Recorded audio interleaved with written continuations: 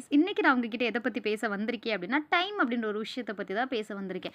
நம்ம எல்லாருமே எப்படிப்பட்டவங்களா இருக்கோம் அப்படின்னு பார்த்தோம் அப்படின்னா, 5 வருஷம் கழிச்சு நான் இப்படி இருக்கணும். 10 வருஷத்துக்குள்ள நான் இத அச்சீவ் பண்ணணும். இந்த ஃபர்ஸ்ட் இயர் முடியறதுக்குள்ள ஒரு ஷார்ட் டைம் கோலு, 10 இயர்க்கு ஒரு லாங் டைம் கோல், இந்த மாரி கோல்ன்னு சொல்லிட்டு கோல் பின்னாடியே தான் சுத்திட்டு இருக்கோம்.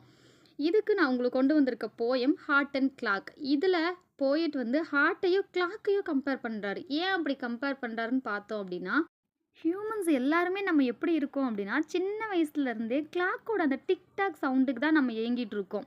சின்ன வயசுலேருந்தே நம்மள அப்படி ட்ரெயின் பண்ணிடுறாங்க. இத்தனை மணிக்குள்ள நீ இத பண்ணணும். இத்தனை டைம்க்குள்ள நீ இத முடிச்சிடணும். இத்தனை இயர்ஸ்க்குள்ள நீ இத கம்ப்ளீட் பண்ணணும் அப்படின்னு சொல்லிட்டு ஒரு பவுண்டரிக்குள்ளேயே தான் நம்ம எல்லாருமே சுத்திட்டு இருக்கோம். நாளைக்கு என்ன ஆகுதுன்றத யோசிக்காம, இன்னைக்கு என்ன பண்றோம் அப்படின்றதுல பெருசா நம்ம கான்சன்ட்ரேட் பண்றதே கிடையாது.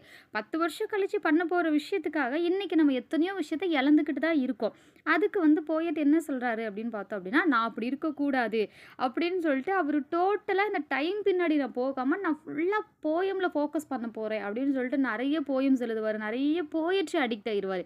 அதாவது இந்த டைம் அடிக்ட்டா நான் இருக்கக்கூடாது அப்படின்னு சொல்லிட்டு, ஒரு கட்டத்தில நம்மளோட போயட் வந்து போயம் அடிக்ட் ஆயிடுவாரு. என்னடா இது! நம்ம அதுக்கு அடிக்ட் ஆகக்கூடாதுன்னு நெனைச்சோம். ஆனா இதுக்கு அடிக்ட் ஆயிட்டோமே அப்படின்னு சொல்லிட்டு நம்ம போயட் யோசிக்கும்போது, அவர் மனசுல ஃபர்ஸ்ட்டு தோணுன விஷயம், அப்ப நம்ம எதுக்கு அடிக்ட் ஆனா பிரச்சனை இல்ல அப்படின்னு அவர் யோசிக்கும்போது, லவ் அப்படின்னு ஒரு விஷயம் தான் அவங்களுக்கு தோணும். நம்ம லவ்வால ஒருத்தங்களுக்கு அடிக்ட் ஆகலாம். நம்ம லவ் மத்தவங்களுக்கும், மத்தவங்களோட லவ் நமக்கும் வந்து பிடிச்ச விஷயமா இருக்கலாம். அதுல நம்ம எங்கேஜா இருக்கலாம். அதுல நம்ம ஒரு பவுண்டரிக்குள்ள இருக்கலாம். ஆனா போயம்க்கோ, இல்ல கிளாக்குக்கோ, இல்ல இந்த டைம்க்கோ, இல்ல வேற எதுக்குமே நம்ம வந்து அடிக்ட்டா இருக்கக்கூடாது அப்படின்னு சொல்லிட்டு போயம் நினைப்பாங்க. இதே தான் நான் நமக்குமே சொல்றேன். எத்தனையோ விஷயங்கள் இருக்கு இங்க அடிக்ட் ஆக. ஸோ நம்ம லைஃப்ல எவ்ளோ இம்பார்ட்டன்ட் திங்ஸ் இருந்தாலும், எவ்ளோ முக்கியமான விஷயம் இருந்தாலும், நம்மள சுத்தி இருக்கவங்க மேல நம்ம காட்டுற பாசத்துக்கு மட்டும் தான் நம்ம அடிக்ட்டா இருக்கணும். அந்த டைரனிக்குள்ள மட்டும் தான் நம்ம இருக்கணும் அப்படின்றதுல ஃபோக்கஸ் பண்ணுங்க.